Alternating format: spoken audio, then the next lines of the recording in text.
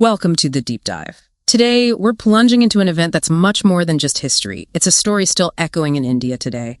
We're talking about the assassination of Mahatma Gandhi. Yes, and our goal here is to unpack it all. The tragedy, sure, but also the clashing ideas, the assassin's own complex path, and how this single event left such a lasting, almost paradoxical mark. So let's set the scene for you. India, 1948. It wasn't really a unified country yet, was it? Not at all.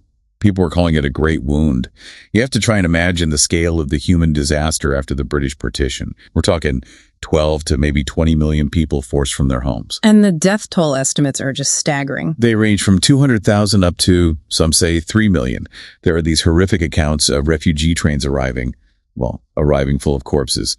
It paints a grim picture of the chaos. Just unimaginable suffering. How did that immediate chaos, that post-British vacuum, lead to such widespread violence? Well, the British left incredibly quickly, less than 6 months. After centuries of a divide and rule strategy, it created this huge power vacuum. Okay. And the new border, the Radcliffe Line, was drawn so hastily it just split communities overnight.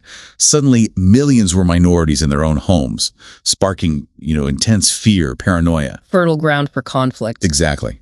And this chaos was exploited.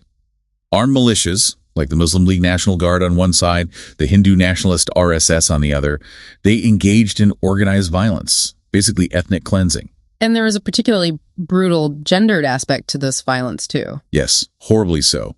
Estimates suggest 75,000 to 100,000 women were abducted, raped, used as tools, really, to dishonor the other community. And many faced a terrible second violence rejection by their own families if they returned. This collective trauma, this shared suffering, it became fuel for extremist thinking. People needed someone to blame. So amidst this trauma, these two really powerful opposing visions for India take shape. Let's start with Gandhi's soul force. What was at its heart? At its core were ahimsa, nonviolence, and satyagraha, which means truth force. His very last fast in Delhi in January 48 was a plea for peace between Hindus and Muslims. Right, and part of that involved demanding India pay the 55 million rupees it owed Pakistan, which was hugely controversial. Extremely. For his opponents, that was the ultimate act of betrayal. Even Gandhi himself sounded despairing, reportedly asking, "Why has God kept me alive to witness all this horror?" And then the counter-vision, Hindutva's sword force, they saw Gandhi's approach very differently. Completely. Groups like the Hindu Mahasabha viewed nonviolence as weakness, fundamentally. They wanted a Hindu Rashtra, a nation defined by Hindu culture and political power. And their main thinker, V.D. Savarkar. Savarkar pushed for Hindu militarization. He saw Gandhi's efforts towards Hindus and Muslims living together, especially that payment to Pakistan, as pro-Muslim appeasement, a betrayal of what they called Akhand Hindustan, an undivided Hindu-dominated India. Which brings us to the assassin himself, Nathuram Godse. What do we know about his path to radicalization? Well, Godse's background is complex. There's this detail about his childhood being raised as a girl initially, named Ramchandra, apparently to ward off some family curse. Some theories suggest this fueled a lifelong search for maybe masculinity or purpose. And he found that in Hindutva? It seems so. He wasn't very successful, conventionally dropped out of high school, worked as a tailor. There might have been some status anxiety there. Savarkar's ideology gave him a framework for his anger, a sense of belonging. He got deeply involved with both the RSS and the Hindu Mahasabha. He even started his own newspaper, didn't he? Yes, Hindu Rashtra. It became his mouthpiece to fiercely attack Gandhi, accusing him constantly of betraying Hindus. For Godse, it seems the assassination became this ultimate act of self-affirmation in his mind. And crucially, this wasn't an impulsive act. There was a prior attempt. That's right. Just 10 days before, January 20th, the same group tried to kill Gandhi with a bomb at a prayer meeting. It failed. So then comes January 30th. Yes. Gandhi was weak from his fast. He was running a bit late for his evening prayer meeting after talking with Sardar Patel. He was walking, leaning on his two grandnieces, Abha and Manu. And Godse. Godse stepped out from the crowd. Witnesses said he seemed to approach Gandhi respectfully, hands clasped in a namaste. But hidden in his hands was a Beretta semi-automatic pistol. He fired 3 times. 3 shots, point-blank range, into Gandhi's chest and abdomen. It said Gandhi murmured, "Hey, Ram," as he fell.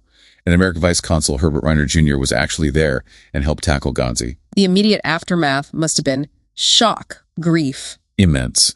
Nehru, India's first prime minister, famously announced, "The light has gone out of our lives." Global leaders expressed sorrow. And Godse's trial. It became a huge public event at Delhi's Red Fort.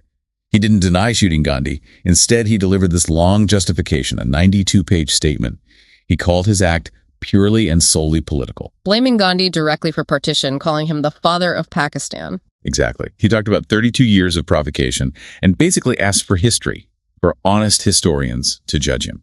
He was executed in November 1949. But here's where that paradox comes in, right? The government tried to suppress his statement. Yes, they banned its publication. But ironically, that just turned it into this piece of forbidden knowledge, an underground text for the Hindu nationalist movement. His brother eventually published it, and it became a sort of foundational text for their later resurgence. Which leads us right up to the present day, and what you called Godse's lingering ghost. We've seen a kind of rehabilitation attempt. Definitely. Especially with the rise of the BJP, you see things like temples being built for Godse, his execution day marked as sacrifice day by some groups. You've even had politicians calling him a patriot. People like Sakshi Maharaj, Pragya Thakur. Exactly. It's a direct challenge to everything Gandhi stood for: nonviolence, pluralism, secularism. Some call it a proxy war for India's soul. The ruling party's stance can seem ambiguous, which allows these once fringe ideas about Godse to gain traction in the mainstream. So Godse wanted honest historians to judge him. And that debate is happening right now, in a way. It absolutely is. It's playing out in real time in contemporary India. So wrapping this up, what's the final thought for you, our listener, this deep dive into Gandhi's assassination? It's not just looking back, is it? Not at all.